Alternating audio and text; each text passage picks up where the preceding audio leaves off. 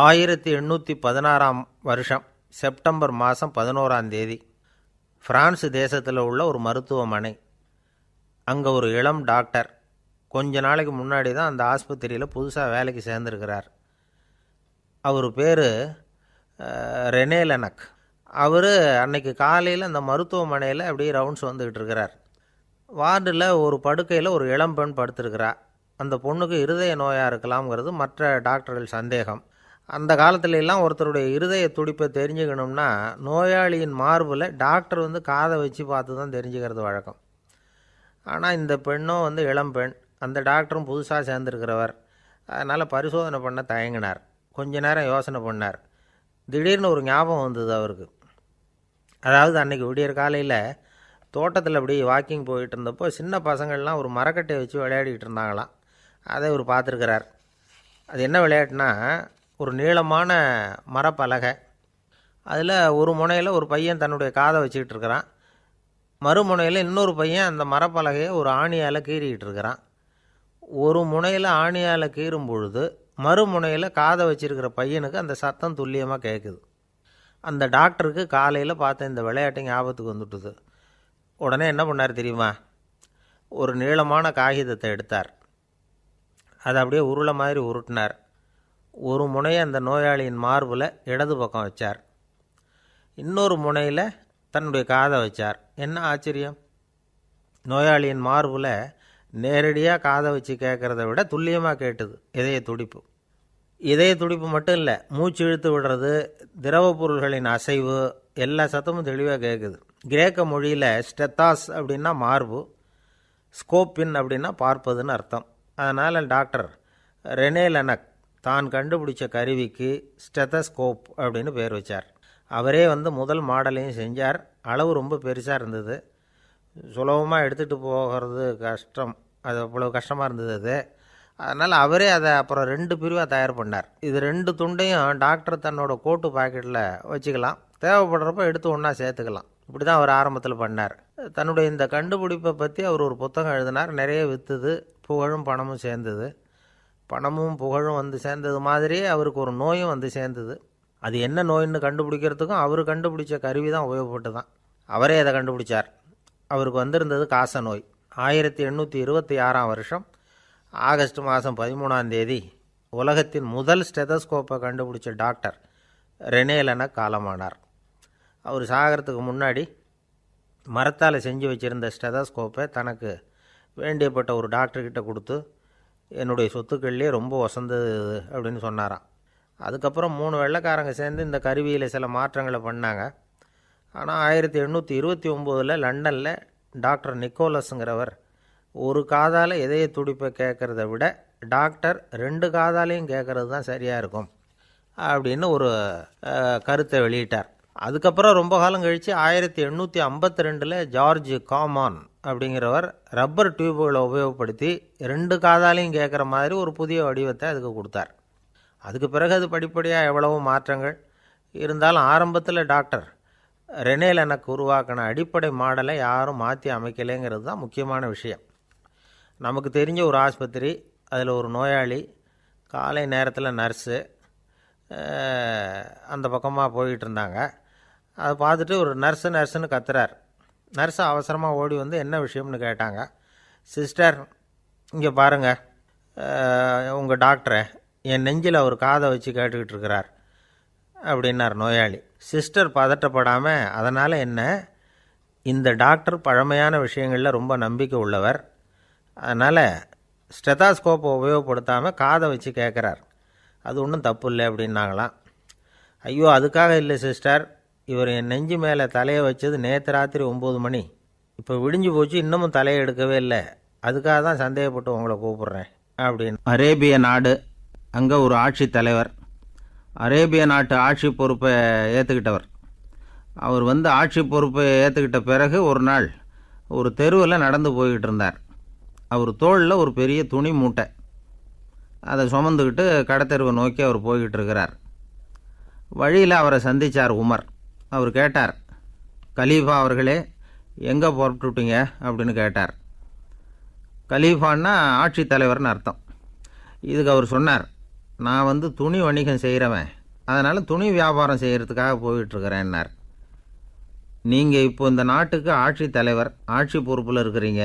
நீங்கள் வியாபாரம் செய்ய போட்டால் அரசு பணிகளை செய்கிறது யார் அப்படின்னு கேட்டார் அவர். நான் அரசு பணிகளை மட்டுமே செஞ்சுக்கிட்டு இருந்தால் என் குடும்பத்தை காப்பாற்றுறது யார் அப்படின்னு கேட்டார் அவர். இப்படி கேட்டவர் யார் தெரியுமா? அவர் தான் அபூபக்கர், இறை தூதர் முகமது அவர்களுக்கு பிறகு கலீஃபாவாக தேர்ந்தெடுக்கப்பட்டவர். அப்போலாம் ஆட்சி தலைவர்களுக்கு சம்பளம்னு எதுவும் கிடையாது. இந்த பிரச்சனையை எப்படி தீர்க்கிறதுன்னு யோசனை பண்ணார் உமர். அபு உபைதா அவர்கள்கிட்ட அழைச்சிட்டு போனார். அவர் யாருன்னா, அவர் தான் பொது நிதி கருவூலத்தின் பொறுப்பாளர். அவர்கிட்ட பிரச்சனையை சொன்னார். இது மாதிரி ஆட்சி தலைவருக்கு பொது நிதியிலிருந்து ஊதியம் அளிக்க முடியுமான்னு கேட்டார். பொது நிதி விதிகளின்படி அதுக்கு சாத்தியம் இல்லைன்னு சொல்லிவிட்டார் அவர். சரி, வேறு ஏதாவது வழி இருக்குதான்னு கேட்டார் உமர். அபு உபைதா கொஞ்சம் யோசனை பண்ணி பார்த்தார். அப்புறமா சொன்னார், மக்காவிலிருந்து மதீனாவுக்கு குடிபெயர்ந்து வந்த அகதிகளுக்கு நிதி உதவி அளிக்கிறதுக்கு விதிகளில் இடம் இருக்குது. அப்படி பார்த்தா அபூபக்கரும் அகதி தானே, அதனால் எல்லா அகதிகளுக்கும் கொடுக்கறது மாதிரியே அவருக்கும் ஒரு தொகை அளிக்கலாம்னார். கலீஃபா அபூபக்கருக்கு இந்த அகதி உதவித்தொகையைத்தான் கொடுத்துட்டு வந்தாங்களாம். குடும்ப செலவுக்கு அது போதுமானதாக இல்லை. இருந்தாலும் கலீஃபாங்கிறதுக்காக மற்ற அகதிகளை விட அதிகமாக தொகையை பெற அவர் விரும்பலை. மார்பு பக்கம் கிழிஞ்சிருந்த ஒரு மேலாடையை தான் அவர் அணிஞ்சிருந்தார். அவருடைய துணைவியார் அஸ்மா, அவங்க ஒரு நாள் தேன் அருந்து ஆசையாக இருக்குன்னாங்களாம். நமக்கு கிடைக்கிற ஊதியம் குடும்ப செலவுக்கே போதுமானதா இல்லையே, இந்த நிலையில் தேன் வாங்கிறதுக்கு காசுக்கு நான் எங்கே போவேன்ருக்கார் அவர். கொஞ்ச நாள் கழித்து அவங்க ஒரு தொகையை அவர்கிட்ட கொடுத்து தேன் வாங்கிட்டு வர சொன்னாங்களாம். இவருக்கு ஆச்சரியம், ஏது இந்த பணம்னு கேட்டிருக்காரு. நீங்கள் தினமும் குடும்ப செலவுக்காக கொடுத்துக்கிட்டு வந்த பணத்தில் கொஞ்சம் கொஞ்சமாக மிச்சப்படுத்தி வச்சேன்னாங்களாம்.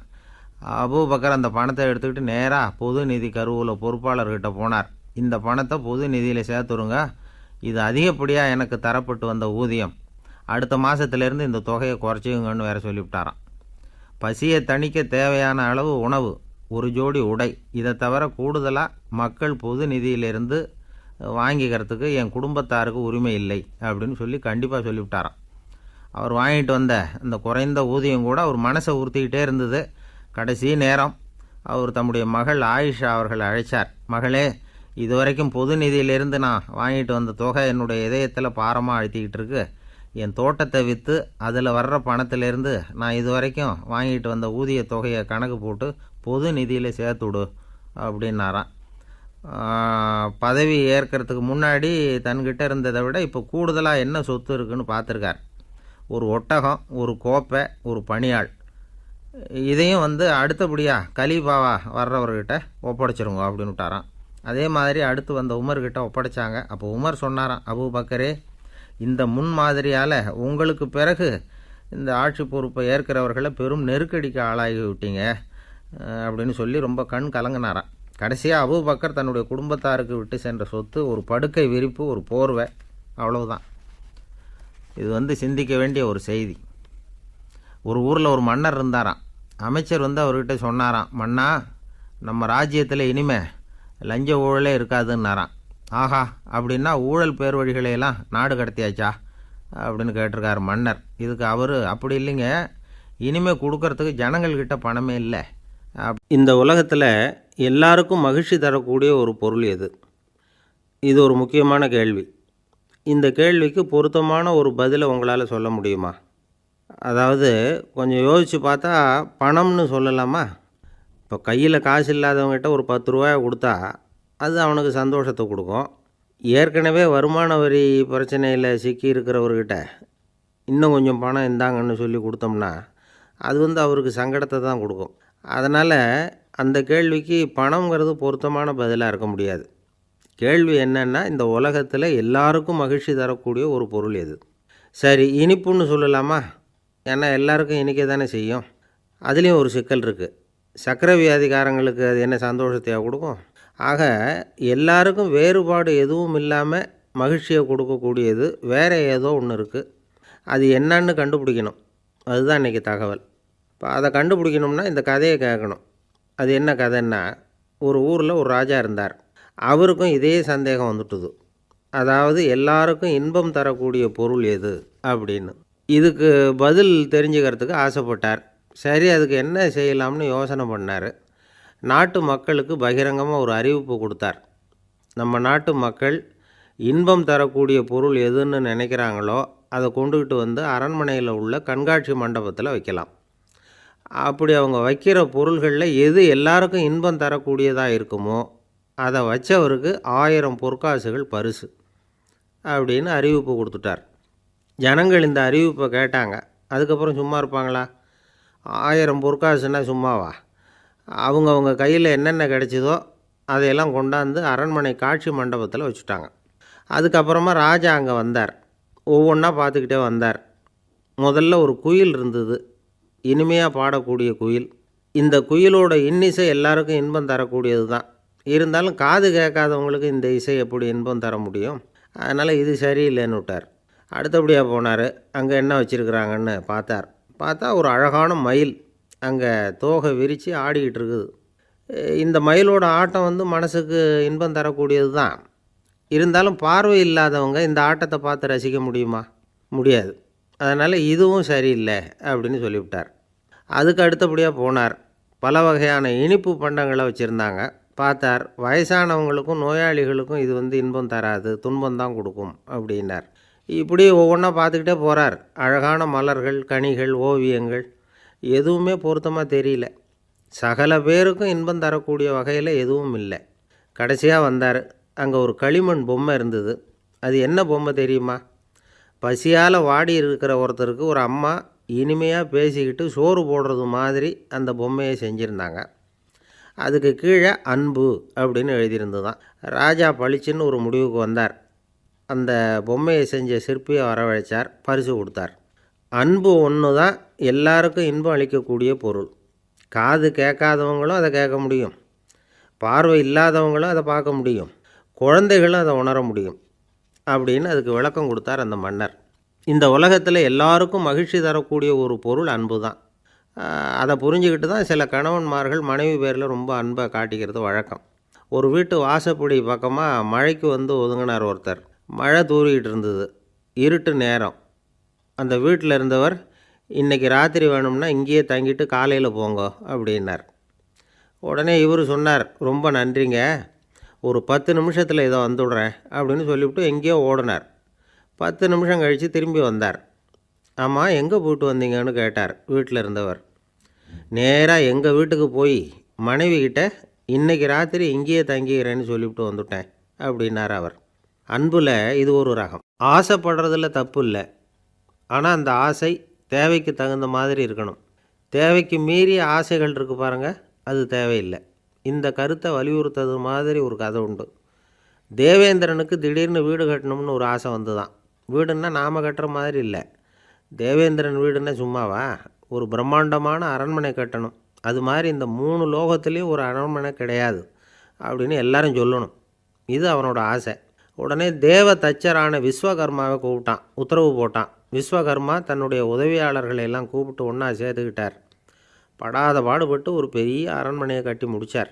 கட்டி முடிக்க 1000 வருஷம் ஆச்சு. தேவேந்திரன் பார்க்குறான். அவனுக்கு திருப்தி ஏற்படலை.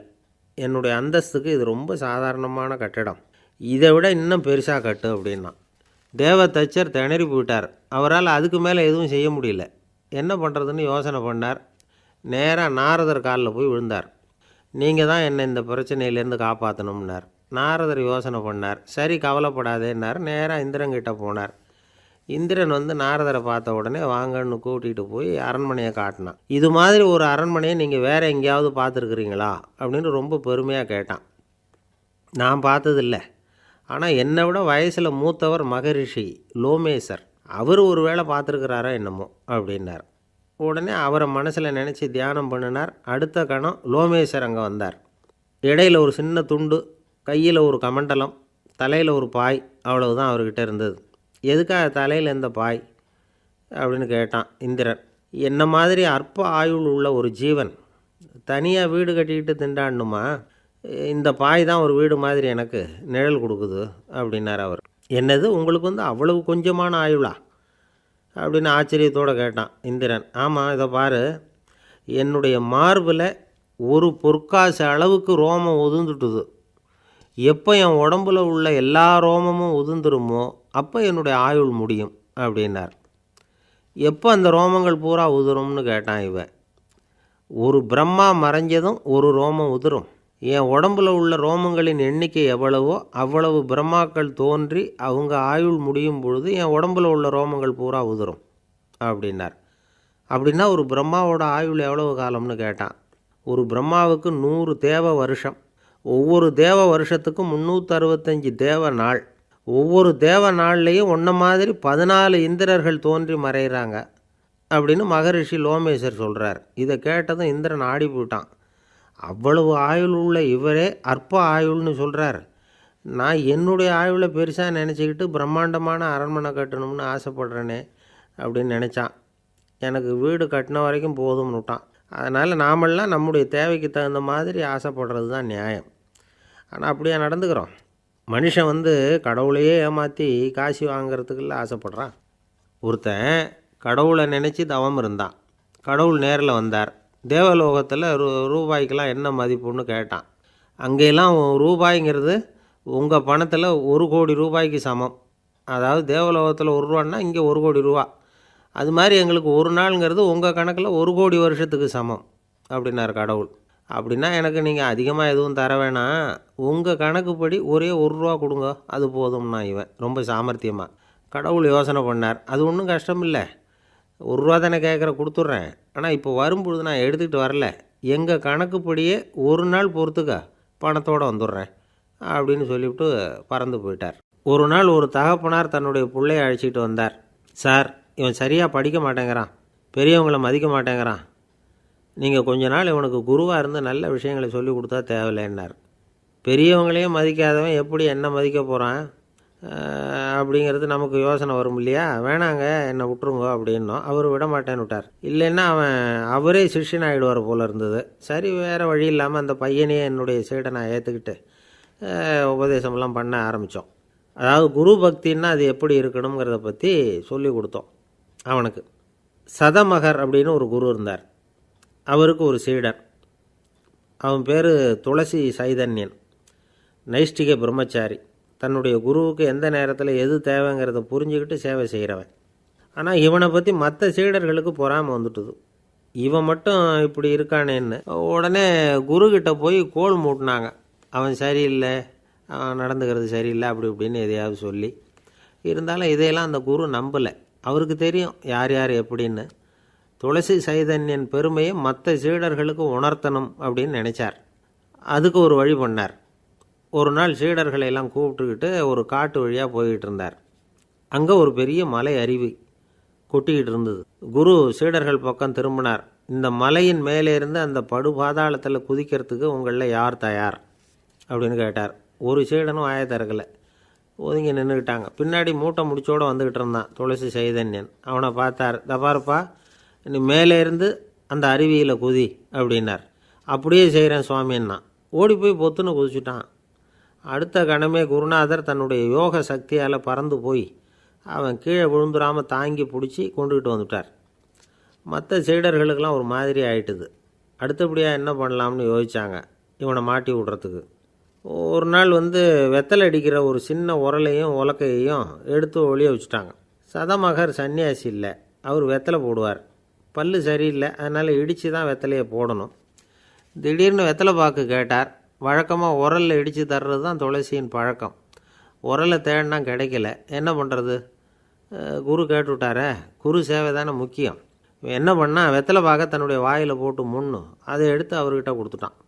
குரு எதையோ படிச்சுக்கிட்டே அதை வாங்கி வாயில் போட்டுக்கிட்டார். துளசி இன்றைக்கி தாம்பூலம் நல்லா இடிக்கப்பட்டிருக்கு, ருசியாக வேறு இருக்குது, அதை இடித்த பாத்திரத்தை என் கண்ணால் பார்க்கணும்னு ஆசையாக இருக்குன்னு விட்டார். அதை மட்டும் அனுப்பி போய் நீ வர வேண்டான்னு வேற சொல்லிவிட்டார். இதை கேட்டதும் துளசி தவிச்சு போயிட்டான். இவன் போகாமல் எப்படி வாயை மட்டும் அனுப்பி வைக்க முடியும்? இவன் தவிக்கிறத பார்த்ததும் மற்ற சீடர்களுக்கெல்லாம் மனசுக்குள்ளே ரொம்ப சந்தோஷம். துளசி கொஞ்சமும் யோசிக்கலை. வாழை எடுத்தான், தன்னுடைய தலையவே அப்படியே அறுத்து வெட்டி எடுத்தான். இன்னொரு சீடங்கிட்ட கொடுத்துட்டான், எடுத்துகிட்டு போன்னு சொல்லி. கொண்டுகிட்டு போய் குரு முன்னாடி வைக்கிறாங்க. அந்த தலையில் வாய் திறந்துருக்கு, வெத்தலை போட்டு முன்னு இருந்தது, தெரிஞ்சு போச்சு, சிவப்பாக இருந்தது. அவனுடைய குரு பக்தியை இப்போ எல்லாரும் ஒத்துக்கிட்டாங்க. அதுக்கப்புறம் குரு சதமகர் தன்னுடைய அற்புத திறமையினால் அந்த தலையை மறுபடியும் ஒட்ட வச்சுட்டார். துளசிக்கு உயிர் வந்துட்டுது. இப்படி ஒரு பெரிய கதை உண்டு. அதாவது துளசி சைதன்யன் அவனுடைய குரு பக்தி எப்படி அப்படின்னு கேட்டோம். ரொம்ப அபாரம் அப்படின்னு அந்த பையன் அடக்கமாக, சும்மா விளையாட்டுக்காக தான் அப்படி அவங்ககிட்ட கேட்டோம். ஏன்பா உன்னுடைய குரு பக்தியை என்கிட்ட காட்டுறதுக்கு உன்னோட கழுத்தை நீயே அறுக்கணும்னு நான் சொன்னால் அதை நீ செய்வியா அப்படின்னு கேட்டோம். என்னுடைய கழுத்தை நானே அறுக்க வேண்டிய அவசியம் இல்லை சார் அப்படின்னா அவன். ஏண்டான்னு, அதே காரியத்தை தான் இனிமேல் நீங்கள் தினமும் செய்ய போகிறீங்களே சார் அப்படிங்கிறான். ஒருத்தர் ரொம்பவும் மகிழ்ச்சியாக வந்துக்கிட்டு இருந்தார். என்ன விஷயம்னு விசாரித்தேன். நான் தோற்று போயிட்டேன், அதுதான் மனசுக்கு மகிழ்ச்சியாக இருக்குது அப்படின்னார். எனக்கு இது ரொம்ப ஆச்சரியமாக போச்சு. இந்த உலகத்தில் தோற்று போகிறவங்க யாரும் மகிழ்ச்சியாக இருக்கிறதில்ல. அப்படி இருக்கிறப்ப இவர் இப்படி சொல்கிறாரே, எங்கே தோற்று போனீங்கன்னு கேட்டேன். அதுக்கப்புறம் தான் அவர் விவரமாக சொன்னார். என்னோட 5 வயசு குழந்தையோடு நான் விளையாடிக்கிட்டு இருந்தேன். அந்த விளையாட்டில் என் குழந்தை ஜெயிச்சுட்டுது, நான் தோற்று போயிட்டேன் அப்படின்னார் ரொம்ப உற்சாகமாக. நான் யோசித்து பார்த்தேன். அதாவது நாம் சின்ன குழந்தையாக இருக்கிறப்போ எந்த விளையாட்டில் கலந்துக்கிட்டாலும் அதில் நாம் தான் ஜெயிக்கணும்னு ஒரு வெறி நமக்குள்ளே இருக்கும். நம்மளை எதிர்த்து விளையாடுறவர் நல்லவரா கெட்டவரா, பெரியவரா சின்னவரா அப்படிங்கிறதெல்லாம் முக்கியம் கிடையாது. அவர் தோற்று போகணும், நாம் ஜெயிக்கணும், அதுதான் முக்கியம். எதிரியை சந்தோஷப்படுத்த விளையாடுகிற கலை அப்போ நமக்கு தெரியறதில்ல. வாழ்க்கையில் ஒரு பக்குவம் வந்ததுக்கு அப்புறம் வெற்றி பெறணுங்கிற மன அழுத்தம் போயிடுது. போட்டியில் ஜெயிக்கணுங்கிறத விட குழந்தையை சந்தோஷப்படுத்தணுங்கிறது முக்கியமாக போச்சு. ஜெயிக்கணுங்கிற வெறி ஓடி போட்டுது. ஒரு குழந்தையாக இருந்தப்போ நம்ம வளர்ச்சிக்கு உதவிய வெறி பெரியவனானதுக்கு பிறகு நமக்கு எதிரியாக மாறுது. அதை சரியான சமயத்தில் நாம் புரிஞ்சுக்கிட்டோம்னா போதும், நாம் பொழைச்சிக்கலாம். ஒவ்வொரு மனுஷனுமே வாழ்க்கையோட அடுத்த கட்ட வளர்ச்சியில் அடி எடுத்து வைக்கிற நேரத்தில் தன்கிட்ட இருந்து ஏதோ ஒரு குணத்தை அல்லது தன் குணம் இருந்த ஏதோ ஒரு உறவை நாம் இழக்கத்தான் வேண்டியிருக்குது. ஒரு கட்டம் வரைக்கும் உதவியாக இருந்த குணம் அடுத்த கட்டத்துக்கு தடையாக கூட மாறிடலாம்.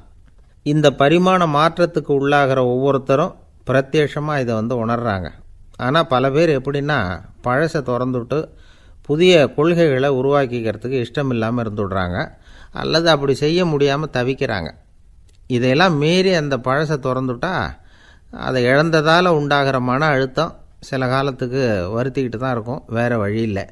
ஆரோக்கியமான ஒரு முன்னேற்றத்துக்காக அந்த மன அழுத்தத்தை தாங்கிக்கத்தான் வேணும் அப்படிங்கிறாரு அந்த உலக புகழ்பெற்ற மேதை ஒருத்தர், இந்த ஸ்காட் பெக் அப்படிங்கிறவர். பிறந்த நாள் முதல் இதுதான் சரி அப்படின்னு கற்பிக்கப்பட்டு வந்த ஒவ்வொரு தத்துவத்தையும் தங்களுடைய வளர்ச்சிக்கு தகுந்த மாதிரி மாற்றி அர்த்தப்படுத்தி கொள்ள முடியாமல் வாழ்க்கை சூழலில் அப்படியே அரைப்பட்டு தூளாகிறவர்கள் தான் ரொம்ப தவிக்கிறாங்களாம். இதுதான் அவருடைய கருத்து. பெரும்பாலும் மனிதர்களுடைய நடுத்தர வயசில், அதாவது 30 தாண்டுகிற சமயத்தில் தான் இந்த தவிப்பு உண்டாகுதான். இதை தான் மேற்கத்திய நாடுகளில் அடிக்கடி மிட் லைஃப் கிரைசிஸ் அப்படின்னு சொல்கிறாங்க. அப்பப்போ பழசையெல்லாம் தொலைச்சி விட்டு புதுசாக பிறக்கிறதுக்கு கற்றுக்கணும். ஒவ்வொரு நிமிஷத்தையும் அந்த நிமிஷத்துக்கு ஏற்ற சித்தாந்தம் கொண்டவர்களாக சந்திப்போம் அப்படிங்கிறார் அந்த உளவியல் நிபுணர். இப்படி பழகிக்கிட்டால் வாழ்க்கை இன்பமயம், இல்லைன்னா தவிப்பு மயம்தான். பழசை தொலைக்க முடியாதவர்களில் எத்தனையோ பேர் உண்டு, எத்தனையோ ரகம் உண்டு. அதில் வேடிக்கையான நண்பர்களும் உண்டு. ஒருத்தர் நண்பர் வீட்டுக்கு போனார். அவர் ஏதோ இனிப்பு பலகாரம் கொடுத்து சாப்பிட சொல்லியிருக்கிறாங்க அவங்க வீட்டில். இவர் சாப்பிட்டு பார்த்துட்டு சொன்னாராம், சார் 6 மாதத்துக்கு முன்னாடி ஒரு தடவை இங்கே வந்தேன், அப்போது ஒரு இனிப்பு பலகாரம் கொடுத்தீங்க, அது இதை விட நல்லா இருந்தது சார் அப்படின்னாராம்.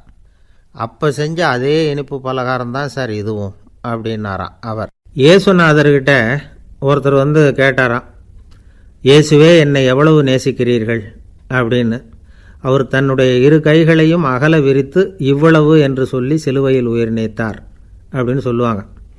அதாவது அந்த நேசிப்புக்கு எல்லை கிடையாது, அதே போல் மன்னிப்புக்கும் எல்லை கிடையாது. இது இயேசுநாதர் சொல்லி கொடுத்த ஒரு பாடம். இயேசுனுடைய சீடர்களில் ஒருத்தன் பீட்டர், அவன் ஒரு நாள் இயேசுநாதர்கிட்ட கேட்டிருக்கான், இயேசுவே நான் என்னுடைய தம்பிக்கிட்ட அடிக்கடி சண்டை போட்டுக்கிட்டு இருக்கிறேன், என்னுடைய சகோதரன் கூட, அவனை நான் எத்தனை தடவை மன்னிக்கிறது? ஏற்கனவே 7 தடவை அவனை மன்னிச்சுட்டேன் அப்படின்னு சொல்லியிருக்கிறான். அப்போது இயேசு சொன்னாராம், மன்னிக்கிறதுக்கு எத்தனை தடவைங்கிற கணக்கெல்லாம் கிடையாது. எத்தனை தடவை உன்னுடைய சகோதரன் உன்னை கோபப்படுத்துகிறானோ அத்தனை தடவை நீ மன்னிக்கிறதுக்கும் தயாராக இருக்கணும். அதுதான் அப்படின்னு சொன்னாராம். அப்போ இவனுக்கு ஒன்றும் புரியல. இது என்ன, அவன் தப்பு பண்ணிக்கிட்டே இருப்பான், நாம் மன்னிச்சுக்கிட்டே இருக்கிறதா அப்படிங்கிறது மாதிரி குழப்பமாக இருந்திருக்கிறான். அப்போது இயேசுநாதர் தன்னுடைய சீடன் பீட்டர்கிட்ட ஒரு கதை சொன்னாராம்.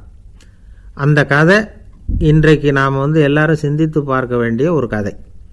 அதாவது மன்னிப்பை விரும்புகிறவர்கள் மன்னிக்கவும் தயாராக இருக்க வேண்டும் அப்படிங்கிறது தான் அந்த கதையினுடைய தத்துவம். அந்த இயேசுநாதர் சொன்ன கதை என்னென்னா, ஒரு மன்னர் இருந்தார். அவர் ஒரு நாள் அரண்மனையில் உட்காந்து கணக்கு வழக்குகள்லாம் பார்த்துக்கிட்டு இருந்தார். நம்ம அரண்மனையிலேருந்து யார் யார் அரசாங்க கடன் வாங்கியிருக்கிறாங்க, யார் யார் திருப்பி செலுத்தியிருக்கிறாங்க அப்படிங்கிற விவரத்தையெல்லாம் பார்த்துக்கிட்டு இருந்தார். அப்போ தான் புரிஞ்சுது, அந்த அரண்மனையில் வேலை செய்கிற ஒருத்தனே அரசாங்க கடன் வாங்கியிருக்கிறான். எவ்வளவு? 10,000 பொற்காசுகள் வாங்கியிருக்கான் கடன். இந்த 10,000 பொற்காசுகளை திருப்பி செலுத்தலை அரசாங்கத்துக்கு. இது மன்னர் கவனத்துக்கு வந்தது.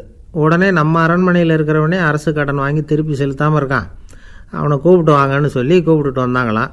விசாரிச்சிருக்கிறாங்க, என்னப்பா நீ எவ்வளோ ஒன்று? ஆமாங்க 10,000 பொற்காசுகள் வாங்கியிருக்கிறேன், இன்னும் திருப்பி கட்டலைன்றிருக்கான். உடனே அவர் மன்னர் சொல்லியிருக்கிறார், நம்ம சட்டத்திட்டப்படி நீ உடனே பணத்தை திருப்பி கட்டிடு. அப்படி உன்னால் கட்ட முடியலன்னா உன்னுடைய வீடு வாசல் சொத்து சுகம் எல்லாத்தையும் விற்று அந்த பணத்தை அரசு கருவூலத்தில் சேர்த்துக்கிறதுக்கு நானே ஏற்பாடு பண்ணிடுறேன் அப்படின்னு அந்த மன்னர் சொன்னாராம்.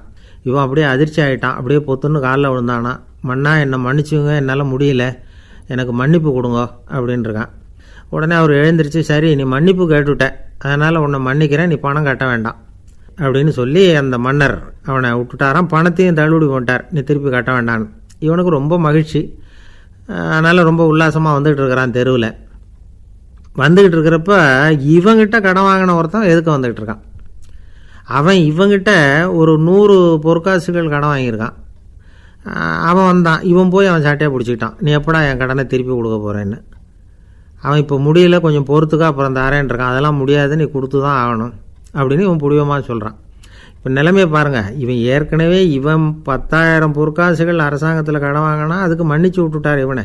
ஆனால் இவன் இன்னொருத்தனை மன்னிக்கிறதுக்கு தயாராக இல்லை. இவங்கிட்ட கடன் வாங்கின இன்னொருத்தன் 10 பொற்காசுகள், அவனை மன்னிக்க தயாராக இல்லை. அவனை கொண்டு போய் நீதிமன்றத்தில் கொண்டு போய் நிறுத்தி தண்டனை வாங்கி கொடுத்துட்டான். நீதிபதி என்ன சொன்னார், அந்த இவன் வாங்கின பொற்காசுகளை திருப்பி கட்டுற வரைக்கும் ஜெயிலில் இருக்கணுங்கிறது தீர்ப்பு. ஆனால் உடனே அரசர் காதில் விழுந்தது. சொல்லிட்டாங்க, உங்ககிட்ட மன்னிப்பு வாங்கிட்டு போனானே ஒருத்தன், அவன் இன்னொருத்தனை மன்னிக்கிறதுக்கு தயாராக இல்லை, அவனை கொண்டு போய் ஜெயிலில் அடைச்சிட்டான் அப்படின்னு. உடனே மன்னர் பார்த்தார், இவனை மறுபடியும் கூப்பிட்டு வர சொன்னார்.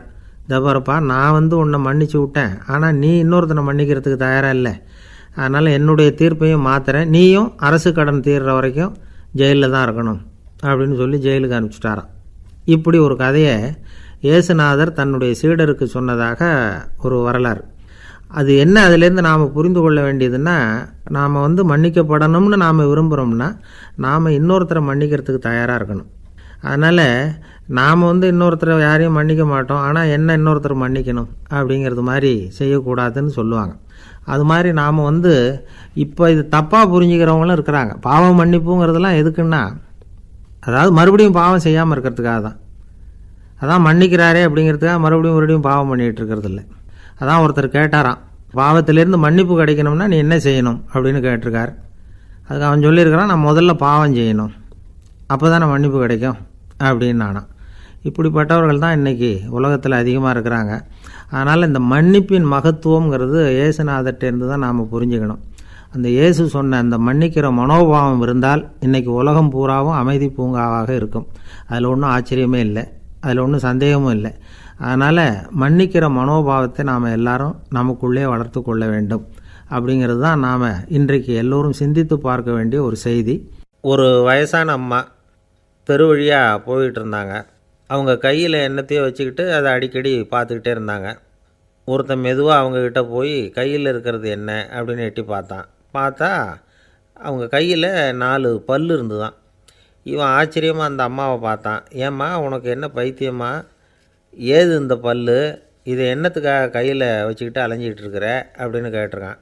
அதுக்கு அந்த அம்மா விவரம் சொல்ல ஆரம்பித்தாங்களாம். இதை பாருப்பா, எனக்கு ஒரு மகன் இருந்தான், அவனை ரொம்ப செல்லமாக வளர்த்தேன். அவனை தரையிலேயே நடக்க விடுறதில்ல, எப்பவும் தூக்கி வச்சுக்கிட்டு இருப்பேன். அவன் நல்லா பெரியவனாகி பள்ளிக்கூடம் போகிறப்ப கூட அவன் புஸ்தக மூட்டையை நான் தான் சுமந்துக்கிட்டு போவேன்.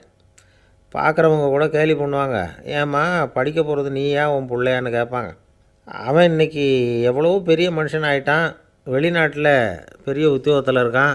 சமீபத்தில் இங்கே வந்துட்டு போனான். ஒரு நாள் ஏதோ கோபத்தில் என்ன அரைஞ்சுட்டான். அப்போ இந்த 4 பல்லும் கீழே விழுந்துட்டுது. இன்னமும் கூட விழுந்திருக்கும், ஆனால் பல்லு தான் இல்லை. என் புள்ள அரைஞ்சதுனால விழுந்த பல்லு இல்லையா அது. அதனால் இதை எப்பவும் என் கையிலேயே வச்சுக்கிட்டு ஆசையோடு பார்த்துக்கிட்டு இருக்கிறேன். அவன் தான் வெளிநாட்டுக்கு போட்டான், அவனை பார்க்க முடியாத ஏக்கத்தை நான் இந்த பல்லை பார்த்து போக்கிக்கிறேன் அப்படின்னு நாங்களாம் அந்த அம்மா. இந்த கதை எதுக்காகன்னா, தாய் அன்பு அப்படிங்கிறது எப்படிப்பட்டதுங்கிறத புரிஞ்சுக்கிறதுக்காக. கல்யாணம் ஆனதுக்கப்புறம் தாயை மறந்து விட்றவங்க எத்தனை பேர் இந்த உலகத்தில்? அவங்க காதில் வேணுங்கிறதுக்காக தான் இந்த தகவல். ஆனால் ஒரு விஷயம் மட்டும் நல்லா புரிஞ்சுக்கணும், தாயை மதிக்க தெரிஞ்சவங்க தான் இன்றைக்கி வாழ்க்கையில் எல்லா விதத்துலேயும் முன்னுக்கு வந்திருக்கிறாங்க. வேணும்னா விசாரித்து பார்த்துக்குங்க. இன்னொரு அம்மா இருந்தாங்க. அவங்க தினமும் ஒரு கோயிலுக்கு வருவாங்க. சாமியை பார்த்து, கடவுளே நான் இறந்து போனால் நரகத்துக்கு போகணும் அப்படின்னு வேண்டிக்குவாங்களாம். எல்லோரும் சொர்க்கத்துக்கு போகணும்னு தானே கடவுள்கிட்ட வேண்டிக்குவாங்க. இந்த அம்மா தினம் நான் நரகத்துக்கு போகணும் அப்படின்னு வேண்டிக்கிறாங்க. அங்கே இருந்த அர்ச்சகருக்கு இது சந்தேகம். ஒரு நாள் அதை நேரடியாகவே அவங்கக்கிட்ட கேட்டுவிட்டார். அதுக்கு அந்த அம்மா பதில் சொன்னாங்களாம், ஐயா எனக்கு கல்யாணம் ஆகி ரொம்ப நாள் வரைக்கும் குழந்த பாக்கியம் இல்லாமல் இருந்தது. கோயில் குளம் எல்லாம் சுற்றி வந்தேன். ரொம்ப நாள் கழித்து ஒரு குழந்த பிறந்தது, ஆண் குழந்தை. அவனை நான் ரொம்ப செல்லம் கொடுத்து வளர்த்தேன். அதோட விளைவு என்ன ஆச்சுன்னா, அவன் ரொம்ப மோசமாக ஆகிட்டான். கெட்ட பழக்க வழக்கம்லாம் கற்றுக்கிட்டான். அவன் இறந்து போனால் நிச்சயம் அவனுக்கு நரகம்தான் கிடைக்கும். அந்த அளவுக்கு கெட்டவன் அவன். அப்படிப்பட்ட காரியங்கள்லாம் பண்ணிகிட்ருக்கான், எனக்கு தெரியும். இவனுக்காக நரகத்தில் கூட யாரும் தயவு காட்ட மாட்டாங்க, தாட்சண்யம் காட்ட மாட்டாங்க. அதனால் இவனுக்கு முந்தி நான் இறந்து நரகத்துக்கு போயிட்டா அங்கே இவனை கவனிச்சிக்கலாமே, இவனுக்கு பணிவிடை செய்யலாமேன்னு பார்க்குறேன் அப்படின்னு நாங்களாம். அதனால தான் நான் நரகத்துக்கு போகணும்னு தினம் ஆண்டவனை வேண்டிகிட்டு இருக்கிறேன் அப்படின்னு கண்கலங்கி அந்த அம்மா சொன்னாங்களாம். அதுதான் தாய் உள்ளம்ங்கிறது. தாயின் பெருமையை சரியாக உணர்ந்துட்டா அவங்களுக்கு எப்பவும் எந்த கஷ்டமும் வராது. இது ஏதோ உபதேசத்துக்காக சொல்கிற வார்த்தை இல்லை, உண்மையான வார்த்தை. இந்த விவரத்தையெல்லாம் நண்பர் ஒருத்தர்கிட்ட சொல்லிகிட்டு இருந்தேன். அவர் கொஞ்ச நாள் கழித்து என்னை தேடி வந்தார். அவர் கையிலேயும் 4 பல்லு வச்சுருந்தார். என்னங்க ஆச்சு, ஏதுங்க இந்த பல்லு அப்படின்னு விசாரித்தோம். உங்கள் உபதேசத்தை கேட்டுவிட்டு இந்த உலகத்தில் எல்லாரையும் தாயாக நினைக்க ஆரம்பிச்சிட்டேன். ஒரு அம்மாவை கடத்தெருவில் பார்த்து தாயேன்னு கூப்பிட்டேன். அவங்க உடனே பலார்னு என்னை அரைஞ்சிட்டாங்க, பல்லு விழுந்துட்டுது. அதை தான் பொறுக்கி எடுத்துக்கிட்டு நேராக உங்களை தேடி வந்துக்கிட்டு இருக்கிறேன்னார். தாயேன்னு தானே கூப்பிட்டீங்க, அதுக்கு ஏன் அரைஞ்சாங்க அப்படின்னு கேட்டோம். நான் தாயேன்னு கூப்பிட்டது அவங்க காதில் நாயேன்னு விழுந்துட்டு தான், அதுதான் இப்படி ஆயிட்டுது அப்படின்னார். ஊருக்கு வெளியில் அமைதியான ஒரு இடம், அங்கே ஒரு ஆசிரமம், அங்கே ஒரு சாமியார். அவர் தினமும் நல்ல போதனைகள்லாம் செய்வார். பல பேர் போய் அங்கேயே சில நாள் தங்கியிருந்து அவர் சொல்கிற அறிவுரைகளை எல்லாம் கேட்டுக்கிட்டு வர்றது வழக்கம். ஒரு தடவை அவரை பார்த்துட்டு போகிறதுக்காக 3 வெளியூர் தம்பதிகள் வந்தாங்களாம். அந்த மடத்திலேயே சாப்பிட்டுக்கிட்டு தங்கியிருந்து அவங்களுடைய போதனைகளை கேட்டுக்கிட்டு போகணுங்கிறது அவங்க நோக்கம். காலையில் குளிச்சுட்டு பூஜையில் உட்காந்தார் அந்த சுவாமி. இவங்களும் குளிச்சுட்டு அந்த பூஜையை பார்க்குறதுக்காக அவர் முன்னாடி உட்காந்தாங்க. பூஜை ஆரம்பமாச்சு. சம்பிரதாயப்படி அது ரொம்ப நேரம் நடந்துக்கிட்டே இருக்குது. இவங்களுக்கு நல்ல பசி இருந்தாலும் இந்த நேரத்தில் அதை எப்படி வெளியில் காட்டிக்கிறது? பேசாமல் இருந்தாங்க. அந்த சுவாமி பூஜையை முடித்தார். அதுக்கப்புறம் பேச ஆரம்பித்தார். பேச்சு அருமையாக தான் இருந்தது, அமிர்தமாக தான் இருந்தது. இருந்தாலும் இவங்களுக்கு இருக்கிற வயிற்று பசி அது சரியாக கவனிக்க விடலை. அந்த சுவாமியே இதை கவனித்ததாக தெரியல. இவங்களுக்கு மனசுக்குள்ளே ஒரு எண்ணம், உள்ளே சாப்பாடு தயாராகிட்டு இருக்கும் போல இருக்குது, இந்த பேச்சு முடிஞ்சது நம்மளை உள்ளே அழைச்சிட்டு போய் சாப்பாடு போடுவாங்கன்னு நினைக்கிறோம் அப்படின்னு இவங்களாம் நினச்சிக்கிட்டாங்க. ஆனால் சுவாமி இதை பற்றி எதுவுமே பேசலை, கண்டுக்கலை. ஒரு அம்மாவால் அதுக்கு மேலே சும்மா இருக்க முடியுமா? முடியல. சாப்பாட்டை கவனிக்கலாமா அப்படின்னு சொல்லி மெதுவாக ஆரம்பித்தாங்க. ஓ கவனிக்கலாமே அப்படின்னு உள்ளே அழைச்சிட்டு போனார் சுவாமி. இவங்க ரொம்ப அவசரமாக எழுந்திரிச்சு உள்ளே ஓடினாங்க. அங்கே ஒரு மேஜை மேலே ஒரு கிண்ணம் மூடி இருந்தது. ஓ இதுதான் சாப்பாட்டு மேஜை போல் இருக்குது, இங்கே சாப்பாடு வந்துடும் அப்படின்னு நினச்சாங்க. உடனே போய் சுற்றி உட்காந்துக்கிட்டாங்க. சுவாமி அந்த கிண்ணத்தை எடுத்து அந்த அம்மா கிட்ட கொடுத்தார். அவங்க அதை வாங்கி மூடியை திறந்து பார்க்குறாங்க. உள்ளே ஒரு சாவி இருக்குது. ஓ சரிதான், இது சமையலறை சாவி போல் இருக்குது, அங்கே போய் அதை திறந்து சாப்பாட்டை நாமே எடுத்துக்கிட்டு இங்கே வச்சுக்கிட்டு சாப்பிட்ணும் போல் இருக்குது அப்படின்னு நினச்சாங்க. சாவி இருக்கு இல்லையா, வாங்க பூட்டு நிறையா காட்டுறேன் அப்படின்னு சுவாமி அவங்கள அழைச்சிட்டு போனார், காட்டினார். இவங்க அந்த அறையை ரொம்ப ஆவலோடு திறந்தாங்க. உள்ளே பார்த்தா அங்கே அரிசி, பருப்பு, விதவிதமான காய்கறி எல்லாம் இருக்குது. சமையலுக்கு வேண்டிய மிளகாய், எண்ணெய், பால், தயிர், நெய் இப்படி எல்லாமே இருக்குது. அடுப்பு, விறகு, நெருப்பு போட்டி அது கூட அங்கே இருக்குது. சாப்பாடு தயாராக இருக்கும்னு நினச்சிக்கிட்டு போனால் இப்படி இருக்குதே அப்படின்னு சொல்லி அதை பார்த்ததும் ரொம்ப சோர்ந்து போட்டாங்க அவங்க. சுவாமி, என்ன இது சாப்பாடு இல்லையா அப்படின்னாங்க. அதுதான் சாப்பாட்டுக்கு வேண்டிய எல்லாம் இங்கே இருக்குதே. அடுப்பு மூட்டி நீங்கள் தான் அவங்கவுங்க ருசிக்கு தகுந்த மாதிரி சமைச்சிக்கணும். இந்த சன்னியாசிக்கு எப்படி சமைக்க தெரியும் அப்படின்னு கேட்டார் சுவாமி. சாப்பாடு தயாராக இருக்கும்னு நாங்கள் எதிர்பார்த்தோம் அப்படின்னாங்க. நீங்கள் இப்படி சொல்லுவீங்கன்னு நானும் எதிர்பார்த்தேன். இது வரைக்கும் நான் எவ்வளவோ தத்துவம்லாம் எடுத்து சொன்னேன். எல்லாத்தையும் விட இதுதான் அனுபவபூர்வமான தத்துவம். ஆண்டவன் நமக்கு நல்ல மனசை கொடுத்துருக்குறான், நல்ல வாய்ப்புகளையும் தந்திருக்கிறான், அதையெல்லாம் பயன்படுத்திக்கக்கூடிய மூளையையும் சிந்தனையையும் கொடுத்துருக்குறான். அதனால் அடுப்பை தான் நீங்கள் மூட்டணும். அடுப்பை நீங்கள் தான் மூட்டணும். உங்களுக்கு உகந்ததை நீங்கள் தான் சமைச்சு ருசித்து அனுபவிக்கணும். ஆண்டவனே அதை செஞ்சிகிட்டு இருக்க மாட்டான் அப்படின்னாராம் அந்த சுவாமி. நம்முடைய வாழ்க்கையில் பல நல்ல பலன்களை பெறுறதுக்கு நாம் தான் முயற்சி பண்ணணும். அதுக்குரிய சூழ்நிலையை தான் ஆண்டவன் கொடுப்பானே தவிர அதை விளக்கிறதுக்காக தான் அந்த சுவாமி அப்படி செஞ்சு காட்டியிருக்கிறார். இது ஒரு பெரியவர் இப்படி ஒரு விளக்கம் கொடுத்தார். அதுக்கப்புறம் அந்த 3 தம்பதிகளும் தெளிவடைஞ்சுட்டாங்களாம். நாம் தெளிவடைகிறது எப்போங்கிறது தான் தெரியல அப்படின்னு பல பேர் இதை கேட்டுட்டு சொல்லிகிட்டு இருக்கிறாங்க. இந்த கதையை நம்முடைய நண்பர் ஒருத்தர்கிட்ட சொன்னேன். அந்த நண்பர் ரொம்ப சந்தோஷப்பட்டார். நீங்கள் சொல்கிறது கரெக்டு சார், ஆனால் நான் அதை விட ஒரு படி மேலே சார். எனக்கெல்லாம் அரிசி, பருப்பு இருக்கிற ரூம் எதுன்னு கையை காட்டிட்டா போதும். உடனே கிண்ணத்துலேருந்து சாவியை எடுத்து கொடுக்கணுங்கிற அவசியம்லாம் இல்லை எனக்கு. அப்புறம் எப்படி ரூமை திறந்துருவீங்க அப்படின்னு கேட்டேன். பூட்டை உடச்சி திறந்துருவேன், அதுதான் எனக்கு பழக்கம் அப்படிங்கிறார். ஐயா, என்னுடைய நூல் வெளியீட்டு விழாவுக்கு அவசியம் நீங்கள் வரணும் அப்படின்னு கூப்பிட்டார் ஒருத்தர். எப்போ வரணும்னு கேட்டேன். அடுத்த வாரம்னார். சரி, புத்தகம் தயாராகிட்டுதா அப்படின்னேன். நாளைக்கு தான் அச்சிக்க கொடுக்க போகிறேன்னார். என்னங்க இது, புத்தகம் அச்சிடுறதுக்கு முன்னாடியே அழைப்புதழை அச்சடிச்சு விட்டீங்களே அப்படின்னு கேட்டேன். அதனால் என்னங்க, அந்த காலம் மாதிரியா இப்போல்லாம் அச்சுக்கலை எவ்வளவோ முன்னேறியாச்சுங்க. Linotype, monotype, phototype, laser இப்படி என்னென்னமோ வந்தாச்சு. இன்றைக்கி கொடுத்தா நாளைக்கே புத்தகம் தயார் அப்படின்னார். இப்படி இந்த அளவுக்கு முன்னேறி இருக்கிற இந்த அச்சுக்கலை ஆரம்பத்தில் எப்படி இருந்தது தெரியுமா? அந்த காலத்தில் காகிதம்னா என்னென்னே தெரியாது. அப்படி ஒன்று கண்டுபிடிக்கப்படவே இல்லை. அப்போல்லாம் எதையாவது ஒன்று எழுதணும்னா அதுக்கு ஆட்டு தோலை தான் பயன்படுத்தி இருக்கிறாங்க. கண்ணுக்குட்டி தோல் கூட அதுக்கு உபயோகப்பட்டு தான். ஐரோப்பாவில் இருந்த பாதிரியார்கள் தோலில் எழுதப்பட்ட புத்தகத்தை தயாரிக்கிறதுல ரொம்ப கெட்டிக்காரங்களாம். எகிப்து, அப்புறம் மத்திய தரைக்கடல் ஓரத்தில் உள்ள நாடுகள், இங்கெல்லாம் தோல் தான் எழுதுபொருளாக பயன்பட்டு வந்திருக்குது. ஆனால் நம்ம நாட்டில் ஓலைச்சுவடிகளை எழுத்துக்கு பயன்படுத்தி இருக்கிறாங்க. எழுதுறதுக்கு தோலை பயன்படுத்தினவங்க பிறகு பேப்பரைஸ் அப்படிங்கிற கோரை புல்லை அதுக்கு பயன்படுத்தினாங்களாம். இதெல்லாம் அப்படி கொஞ்சம் கொஞ்சமாக கண்டுபிடிச்சிட்டு வந்திருக்கிறாங்க. அந்த புல்லை கச்சிதமாக நறுக்க வேண்டியது, நல்லா பதப்படுத்த வேண்டியது, அதுக்கப்புறம் அதில் எழுத வேண்டியது, அவ்வளவுதான். பேப்பருங்கிற சொல்லே இந்த பேப்பைரஸ் அப்படிங்கிறதுலேருந்து வந்தது தான். அதுக்கப்புறம் தான் காகிதம் வந்தது. இதை முதல்ல சீன நாட்டில் தான் கண்டுபிடிச்சாங்க. அது வந்த பிறகு அச்சு எந்திரம் கண்டுபிடிக்க வேண்டிய அவசியம் ஏற்பட்டது. அதை கண்டுபிடிச்சவர் ஜெர்மானிய அறிவியல் அறிஞர் ஜான் கூட்டன்பர்க். அச்சு கலைக்கு அடித்தளம் அமைச்சவர் அவர் தான். ஜெர்மனியில் மெயின்ஸ் அப்படிங்கிற ஊரில் 1399 பிறந்தார். அவரோட மாமன் ஒருத்தர் உலோக வேலையில் வல்லவர். அவர்கிட்ட இந்த வேலையை கற்றுக்கிட்டார். அதோட வைர கற்களை பட்டை தீட்டுறதுலேயும் ரொம்ப தேர்ச்சி பெற்றிருந்தார். இளம் வயசுலேயே சும்மா இருக்க மாட்டாராம்.